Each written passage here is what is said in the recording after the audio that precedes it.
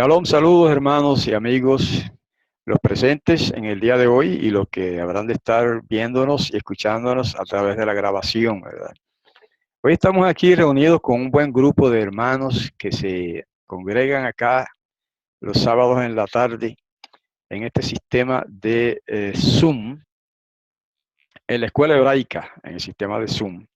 Y hoy vamos a considerar la lección número 11 de la serie que hemos estado presentando, titulada El pueblo de la promesa. El pueblo de la promesa, en otras palabras, Israel. Y son 3 lecciones. Así que después que terminemos la lección de hoy, nos quedan solamente 2 para terminar la serie de Israel. Y después de eso, espero entonces continuar aquí en este mismo sistema con los estudios de Torah, que vamos por Deuteronomio, no recuerdo el capítulo, pero vamos a continuar por donde íbamos en los estudios de Torah y también alternando con los estudios del hebreo bíblico. Eso quiere decir entonces que el próximo sábado, en vez de tener el estudio de Israel, vamos a tener la clase de hebreo bíblico, y después el siguiente, otro estudio de Israel, y el siguiente así, alternando entre esas 2 clases hasta que terminemos, que serían 2 sábados más o 3, la serie de Israel. Y entonces continuaríamos alternando solamente entre Torah y la clase de hebreo.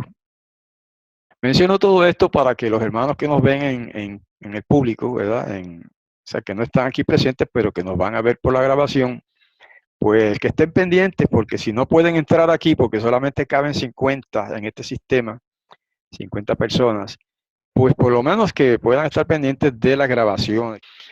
Ok, entonces vamos a empezar con la lección número 11, se titula Intentos de frustrar los propósitos divinos.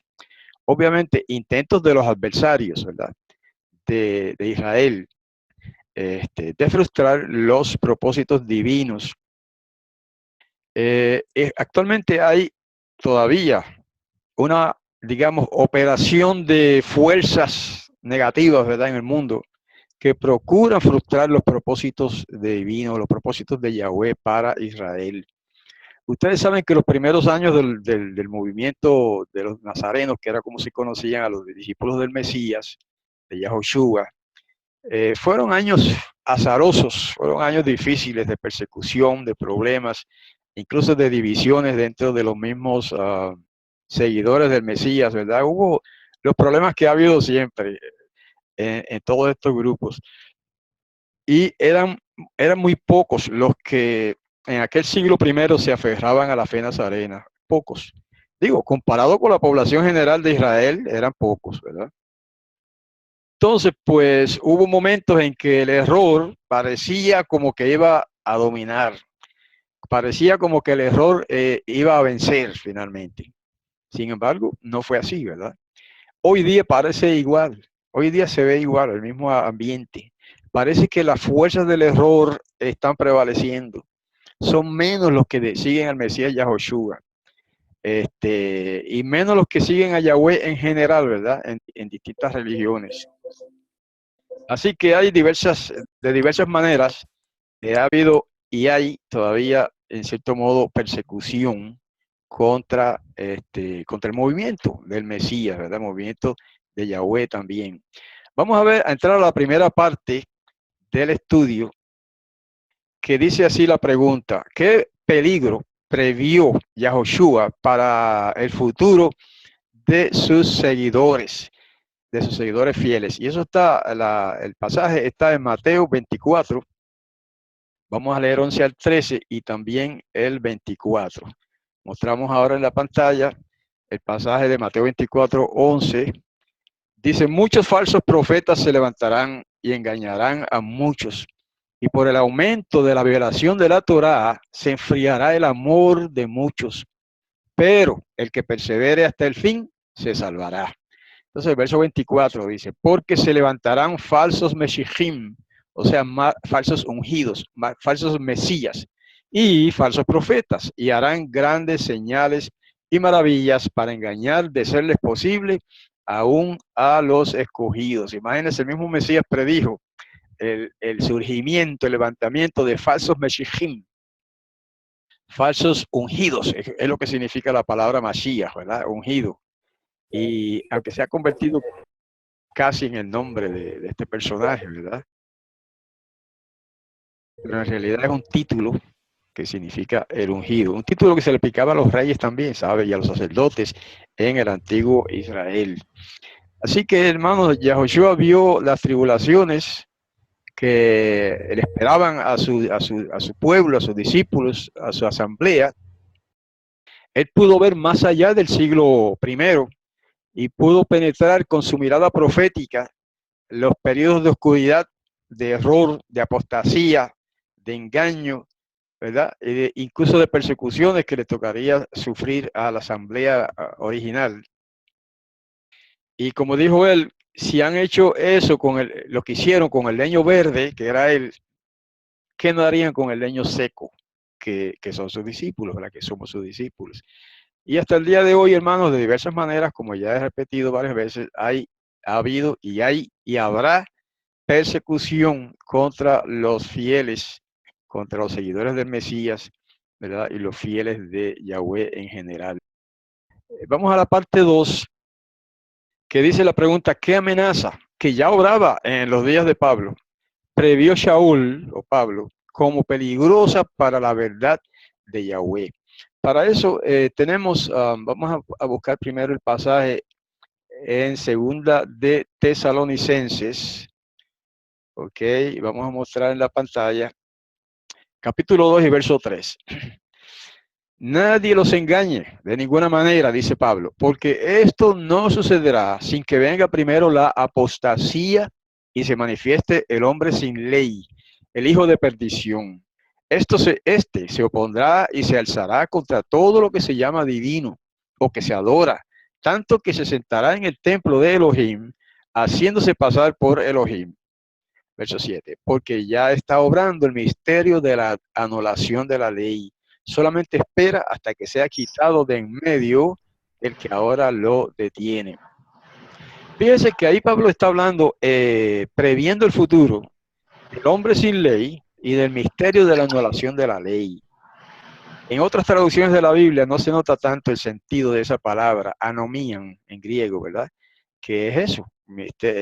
El hombre sin ley, cuando se aplica al hombre, o el misterio de la anomían, de la violación de la ley o de la anulación de la ley, que es lo que significa esa palabra en griego.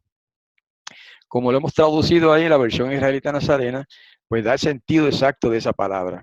Y mira a ver si no fue eso lo que sucedió después del siglo I y II, más o menos del siglo I al siglo II, hubo una transformación de la asamblea. Se paganizó, se llenó de gentiles la asamblea, la de los discípulos del Mesías, y se cambiaron las doctrinas, se introdujeron enseñanzas distintas, se introdujeron prácticas paganas a la asamblea. Y al final, por el siglo II y siglo III, se convirtió ese movimiento original que era puro, se convirtió en lo que ahora se llama el cristianismo, la iglesia cristiana. Un pueblo diferente del que siguió a Yahushua en el siglo I. Una comunidad distinta, con leyes distintas, con tradiciones distintas y con prácticas diferentes. Incluso negaron la ley, abolieron, o por lo menos ellos dicen que el Mesías abolió la ley, cuando él mismo dijo, yo no vine a abolir la ley. Y ahora ellos dicen que sí, que él vino a abolir la ley. Entonces, por eso al abolir, al declarar, mejor dicho, abolida la ley de Todopoderoso, el cristianismo se declara como el cumplimiento, sin quererlo ellos, se declaran como el cumplimiento de esa profecía de Pablo, de que vendría el misterio de la negación de la ley o de la violación de la ley. En otras traducciones de la Biblia dice el misterio de iniquidad, pero la palabra iniquidad es muy general. La palabra anomían significa más que simplemente iniquidad, significa anulación de la ley o violación de la ley o estar sin ley, que es exactamente lo que ocurre ahora, ¿verdad?, en el movimiento, en la iglesia cristiana. Ellos no están sin ley en general porque ellos siguen la ley de los pastores. Los pastores de las organizaciones ponen leyes Eso, ellos saben que es así. Pero estamos hablando de la ley de Yahweh, la Torá, de la ley de Todopoderoso. Esa la anularon. Esa dicen ellos que quedó anulada en el madero. Ok, entonces vamos a pasar. Bueno, ya ustedes saben que la nueva religión que se formó, ¿verdad? Es la que impera hoy día en el mundo cristiano, no en el mundo en general, aunque casi en el mundo general. Es la religión principal en el mundo general. Aunque hoy día le están siguiendo los pasos el Islam. El Islam está llegando a ser, dicen los estadistas, los que vengan con estadísticas, que el Islam es la religión de mayor o de más rápido crecimiento en el mundo. Imagínense. Así que le está siguiendo los pasos al catolicismo y pienso que no solamente va a alcanzar al cristianismo, el Islam, sino que lo va a sobrepasar. Ustedes van a ver eso en los próximos años. Quizás no estemos vivos algunos de nosotros para verlo, ¿verdad?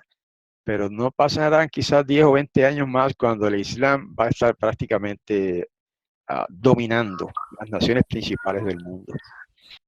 Pero como dicen algunos, el Islam y el catolicismo, pues es lo mismo, que el catolicismo fue el que creó el Islam. Yo no creo eso, pero bueno, como dicen eso, pues hay esas dudas, ¿verdad?, en la gente. O sea, lo que quiero decir es que mucha gente no cree que el Islam va a dominar el mundo.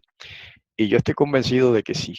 Aunque eso es una convicción personal, ¿verdad? No lo presento como una enseñanza o doctrina bíblica, ni mucho menos.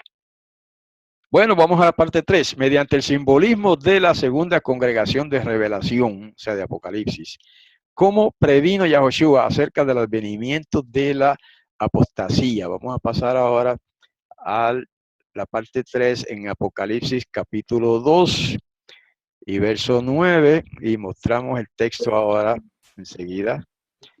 Mire lo que dice el verso 9 y 10. Dice, yo conozco tu tribulación y tu pobreza, aunque eres rico, y la blasfemia de los que dicen ser yahuditas, o sea, judíos, y no lo son, más bien son sinagoga del Satán, válgame. No tengas ningún temor de las cosas que vas a padecer. Mira, el acusador va a echar a algunos de ustedes en la cárcel para que sean probados y tendrán tribulación por 10 días. Sé fiel hasta la muerte y yo te daré la corona de la vida. Entonces, fíjense que ahí el Mesías está previendo también, a través de Johanán, que escribe este libro, la persecución del misterio de iniquidad, ese misterio de iniquidad o el misterio de anulación de la ley, de que hablaba en el pasaje anterior.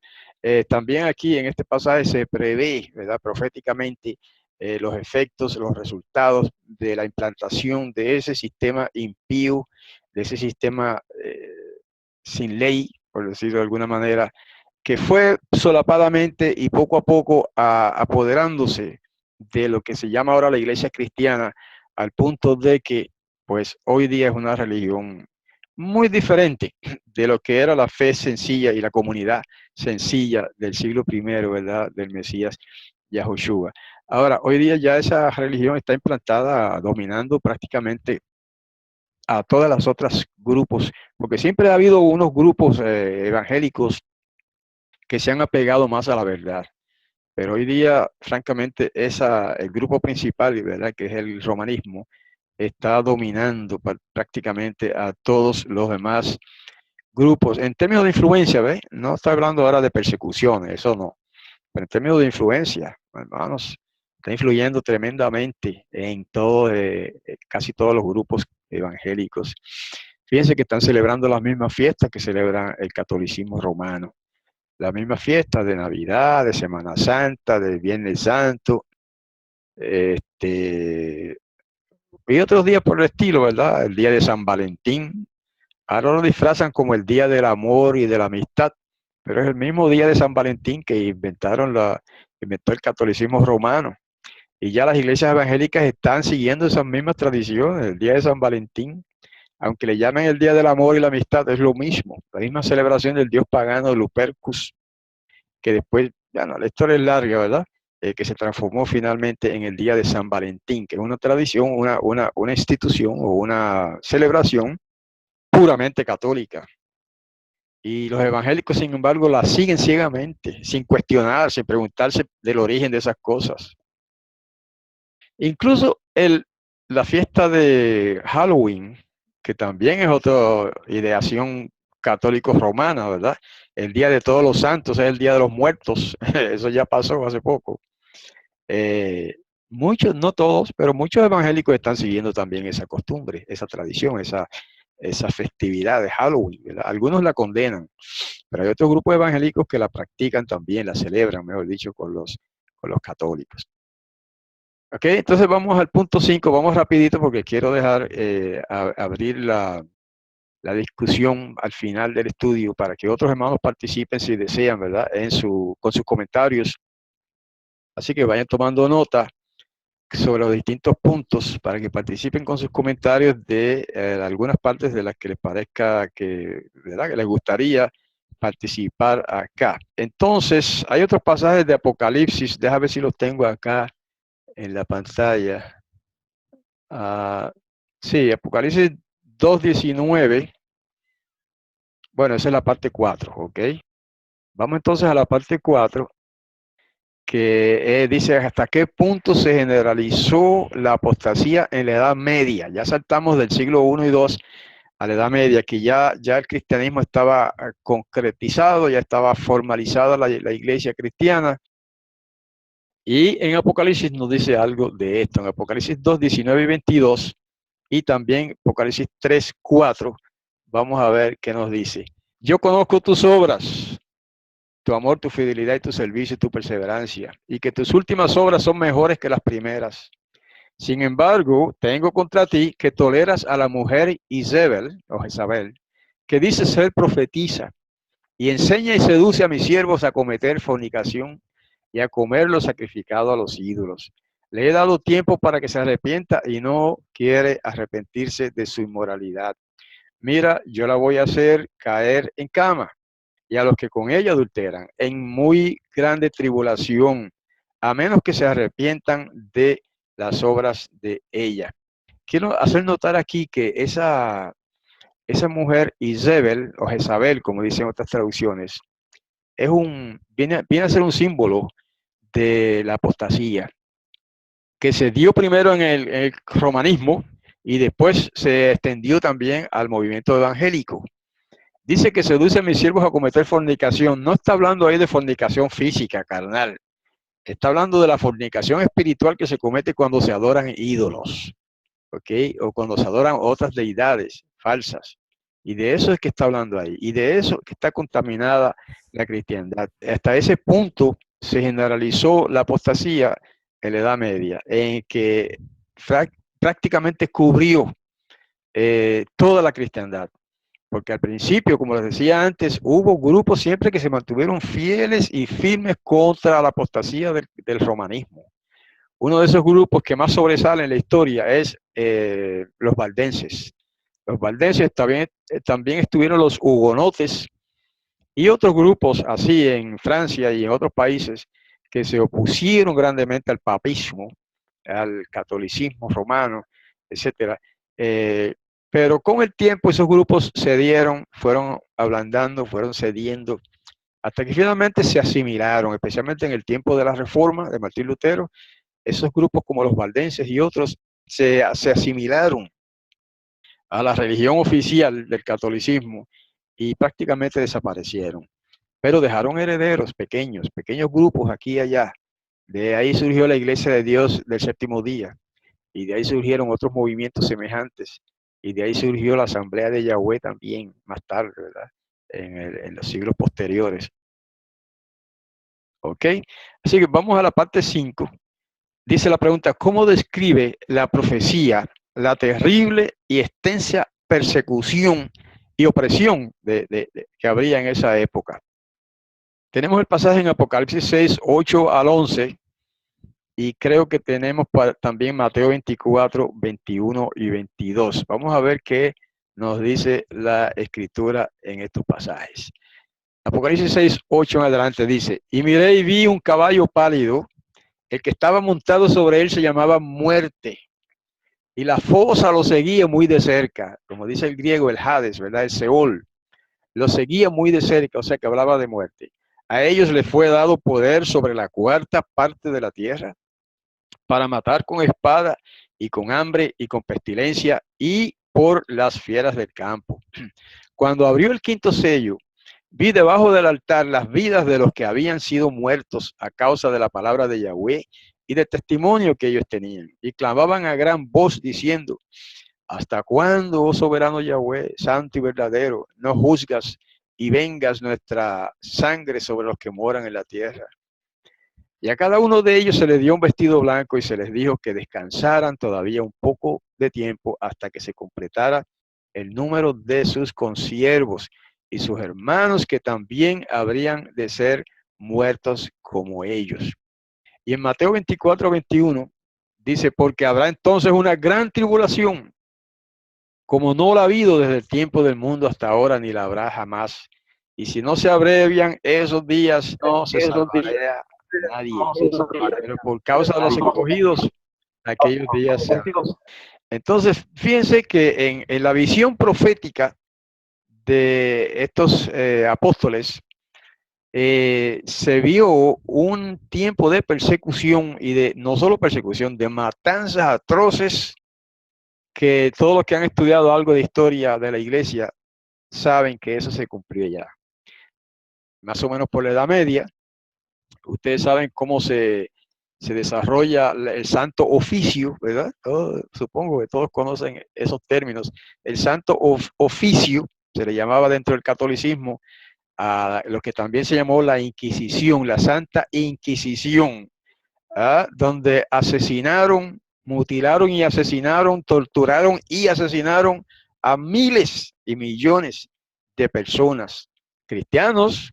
No estamos hablando ahora de una guerra de la iglesia contra los paganos, por ejemplo, o de la iglesia contra los islámicos. No, era prácticamente una guerra contra los propios creyentes católicos cristianos, pero que simplemente porque creían distinto, porque no aceptaban, por ejemplo, la supremacía papal, entre otras cosas, no aceptaban la veneración de imágenes, no aceptaban esas fiestas paganas que se habían introducido en la iglesia, etcétera, etcétera, y simplemente por eso los perseguían, los encarcelaban en algunos casos y en la mayoría de los casos los mataban, los enjuiciaban en juicios fatulos, juicios fraudulentos, juicios necios, y finalmente los mataban. Pero antes de matarlos los torturaban. Ustedes saben la historia, ¿no? Como en muchos casos los quemaban, los amarraban en una estaca, en un palo, y los quemaban vivos. En otros casos los echaban a los leones, y eso fue mayormente antes, pero en el tiempo de la Edad Media los mataban directamente y los quemaban. Todo eso estaba previsto en la profecía, hermanos. Y también está previsto que en los tiempos finales se desarrollará una persecución semejante, quizá no igual de cruda, quizá no igual de bárbara, pero sí será una persecución oprimente, opresora, opresiva contra los fieles, contra los que crean en las enseñanzas verdaderas de la palabra, contra los que hablen en contra de la falsedad de las doctrinas de estos sistemas religiosos. Y ustedes saben cómo se está desarrollando el ambiente desde ahora para eso, hermanos. No vamos a entrar en los detalles, ¿verdad?, de todas esas profecías, solamente estamos describiendo de forma general el ambiente, el setting, como dicen en inglés, que se habría de formar al final también para el pueblo del Altísimo. Un tiempo de persecución que quizá empiece de manera solapada y hasta gentil al principio, pero después finalmente se puede desarrollar en una persecución atroz también. Vamos a la parte 6. Dice, además de los ataques dirigidos contra el pueblo de Yahweh, ¿qué otra cosa hizo el Satán para frustrar el propósito divino?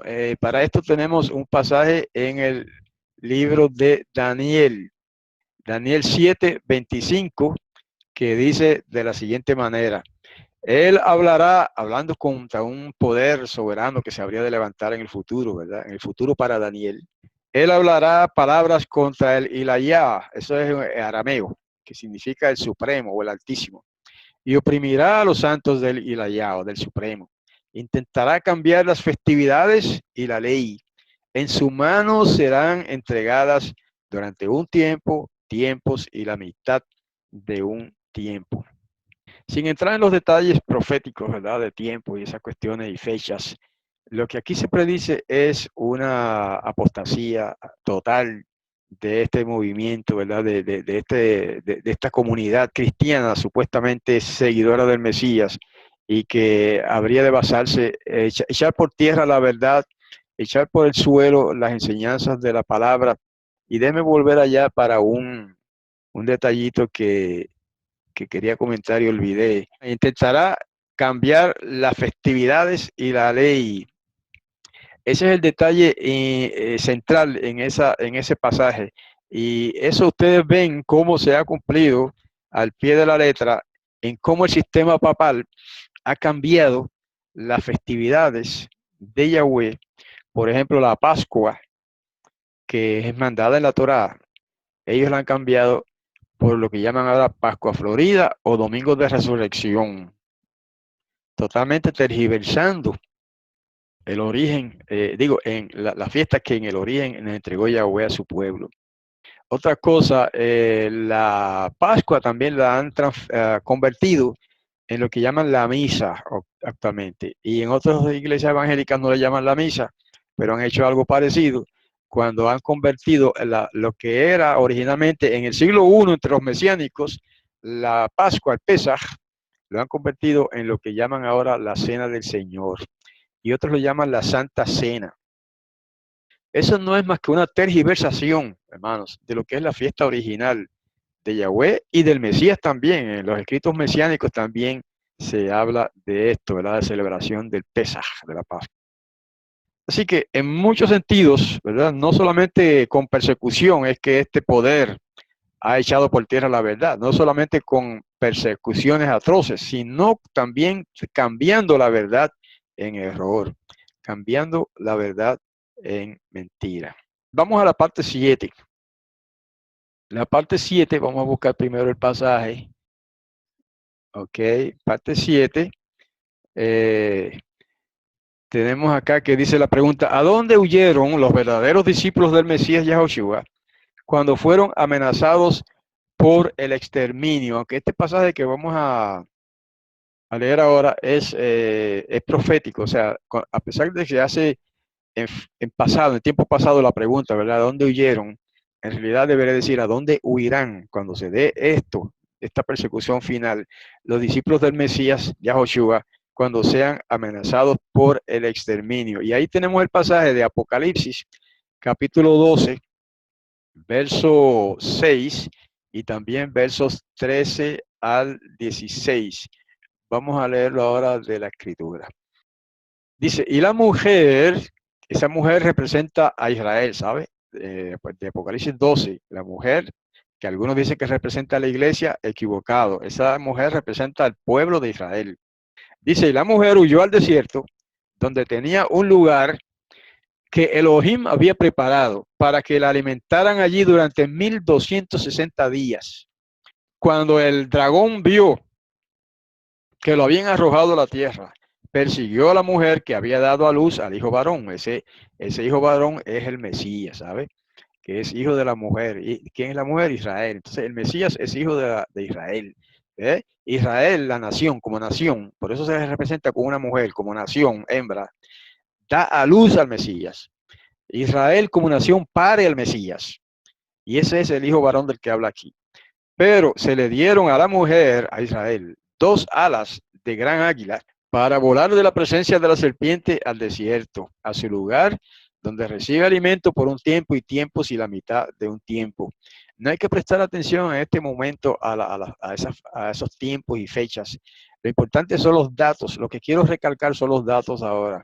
¿Qué quiere decir que a la mujer se le dieron alas de gran águila? Que pudiera escapar.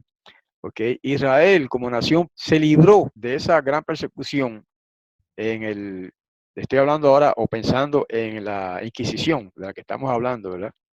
¿Por qué se libró Israel de esa gran Inquisición? Porque prácticamente como nación no existía, ¿se dan cuenta? Como nación prácticamente no existía. Sí existían los judíos, pero dispersos por todo el mundo. Pero Israel como nación no existía como existe hoy. Eso es lo que significa, hermanos, que fue enviada al desierto. El desierto aquí es símbolo de, como quien dice, del anonimato, de alguien como que no existe, como que no está ahí, como que no es reconocido, no lo ven, ¿verdad? En esa situación estuvo Israel hasta 1948, cuando resucita como nación y es restaurada como nación, o por lo menos comienza la restauración. Ahora dice, verso 15, tras la mujer, la serpiente echó de su boca agua como un río para que el torrente la arrastrara, pero la tierra ayudó a la mujer, y la tierra abrió su boca y se tragó por completo el río que el dragón había echado de su boca. Entonces el dragón, en otras palabras, el perseguidor, no tuvo nada que ver con la mujer, o sea, no tuvo acción alguna contra Israel como nación. Pero el verso 17 es lo interesante. Entonces el dragón se enfureció contra la mujer y se fue para hacer guerra contra los demás, o el remanente, como dicen otras versiones, de los descendientes de ella, quienes guardan los mandamientos de Yahweh y tienen el testimonio de Yahushua el Mashiach. Y él se puso de pie sobre la arena del mar. Aquí entonces pasa a describir al remanente, pasa a describir a la descendencia de la mujer, la descendencia de Israel. Fíjense, estos son los discípulos verdaderos del Mesías en estos tiempos. Y las dos, digamos, las dos características que identifican a este remanente que estaría en escena en los días finales son esos dos que acabamos de leer, que guardan los mandamientos de Yahweh y tienen el testimonio de Yahushua el Mesías. De manera que, mis queridos hermanos y amigos, si ustedes o su iglesia o su religión, su comunidad, no guarda los mandamientos de Yahweh y tiene el testimonio de Yahushua el Mesías, entonces no cualifican para identificarse como el remanente de Israel, el cuerpo verdadero de adoradores de los últimos tiempos, o como lo llaman en términos cristianos, la iglesia verdadera. Tiene que estar observando esas dos cosas, en los mandamientos de Yahweh, la Torá, y la fe de Yahushua el Mesías, el testimonio del Mesías. ¿Ok? Por lo tanto, es sencillo, hermanos. Es sencillo identificar hoy día por estas cualificaciones quiénes son los que cualifican, ¿verdad? Para ser identificados como el remanente. Casi todas las iglesias dicen que ellos son el remanente, pero ¿cumplen estos dos requisitos? Yo digo que la mayoría no. Los hay quienes cumplen, sí. Hay algunos grupos por ahí que observan los mandamientos de Yahweh, por lo menos hasta donde los conocen, ¿verdad? Y hay que darles crédito por eso. Hay que darles crédito.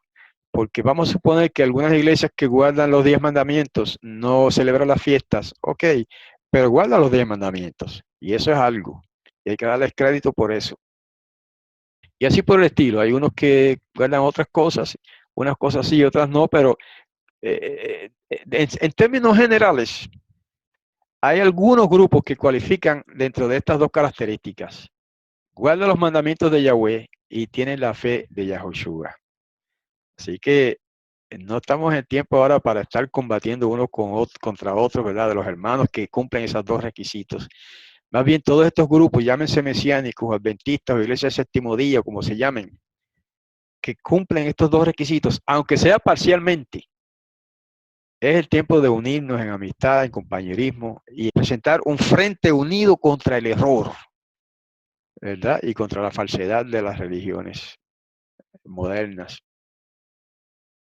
Bueno, esa es mi opinión, mi parecer, ¿verdad? Y mi llamado a todos los hermanos de todas estas iglesias que guardan los mandamientos de Yahweh de alguna manera, aunque sea parcialmente, y que también siguen fieles al testimonio de Yahushua, o sea, a la fe de Yahushua, que es la fe mesiánica. Ok, vamos entonces a la parte 8. Ok, La pregunta era, ¿dónde huyeron los discípulos del Mesías amenazados por el exterminio? Al desierto, al anonimato, básicamente, ¿no?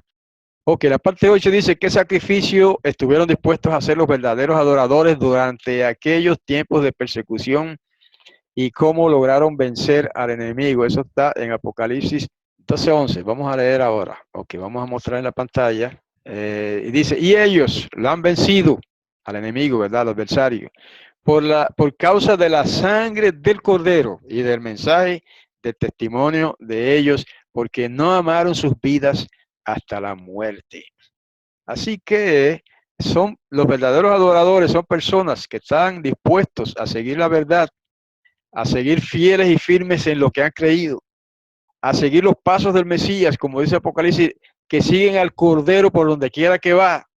Los verdaderos adoradores están dispuestos a ser de esa manera, aún a costa de su vida, aún ante peligro de muerte, ¿verdad? Y bueno, ese es el llamado del Padre para sus hijos, que lo sigamos, y del Mesías para sus discípulos, que sigamos sus pisadas, aunque si perdemos la vida, perderemos la vida aquí ahora, pero no perderemos la vida eterna, que es lo más importante.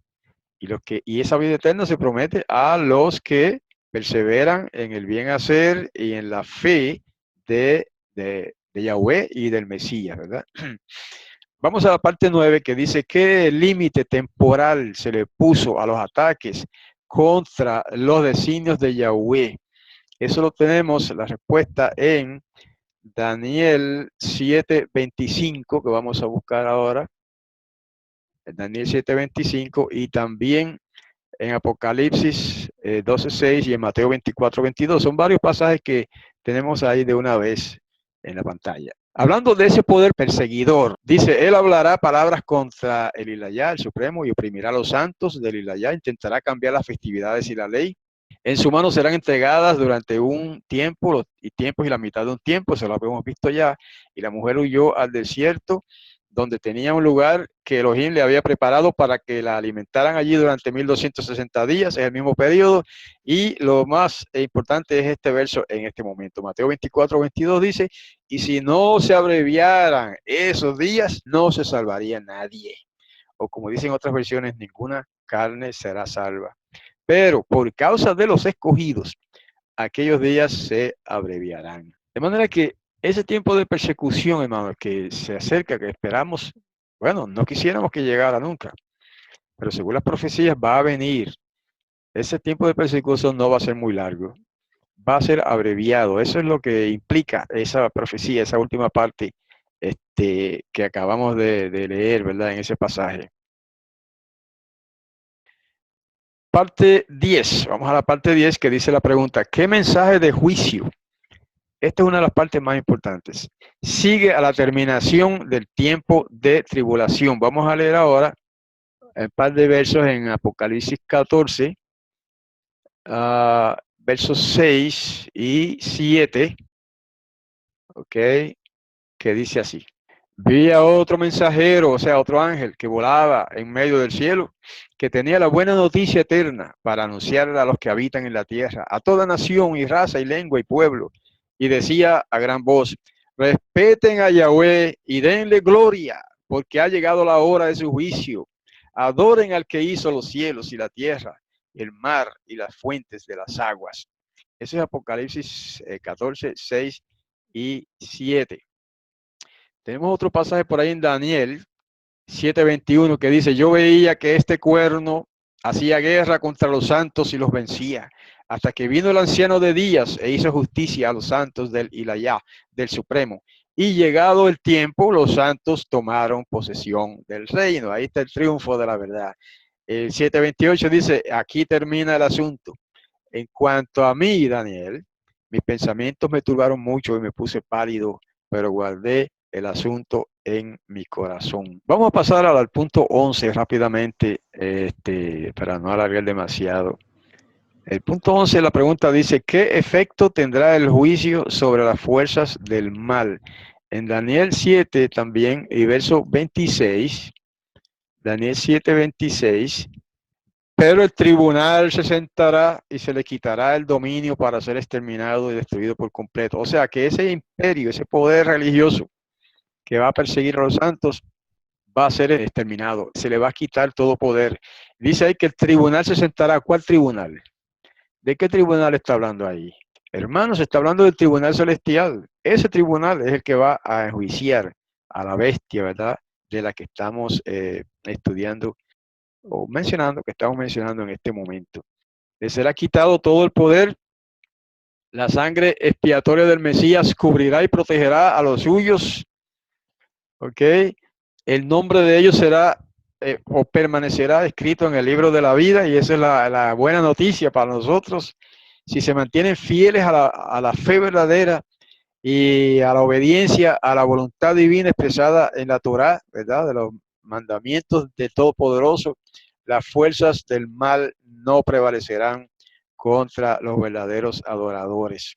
Y esa es nuestra esperanza en estos tiempos de problemas y de mayores problemas que vendrán en el futuro. Vamos a la parte 12. ¿Cuál será la condición del corazón de los que sean condenados a la destrucción final? ¿Ok? Aquí tenemos varios pasajes de los escritos apostólicos. Segunda Tesalonicenses 2:9 dice: el advenimiento del sin ley se realizará por obra del Satán, con todo poder, señales y prodigios falsos, y con todo engaño malévolo entre los que perecen, por cuanto no recibieron el amor de la verdad para salvarse. Hermanos, eso es peligroso, no amar la verdad. Verso 11. Por esto, Elohim les enviará un poder engañoso para que crean en la mentira, para que se condenen todos los que no creyeron en la verdad, sino que prefirieron la injusticia. Hermanos, eso es tremendo, eso es altamente riesgoso, el no amar la verdad lo suficiente como para abrazar la verdad en estos tiempos difíciles. Y tenemos otro pasaje que voy a mostrar ahora en el libro de Revelación, Apocalipsis 21:8, pero para los cobardes e incrédulos, para los abominables y homicidas, para los fornicarios y hechiceros, para los idólatras y todos los mentirosos, su herencia será el lago que arde con fuego y azufre, que es la muerte segunda.